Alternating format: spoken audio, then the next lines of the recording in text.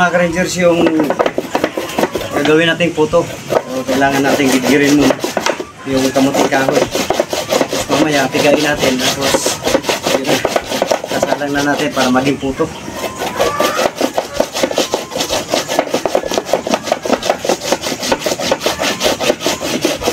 Okay na bro. Ayan mga ka-rangers.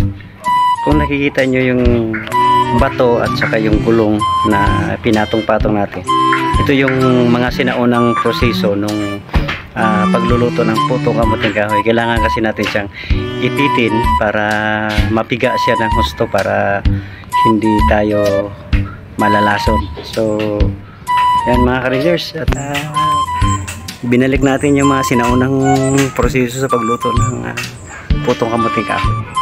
Abangan nyo mamaya mga ka-rangers, makikita nyo kung paano natin siya lutuin.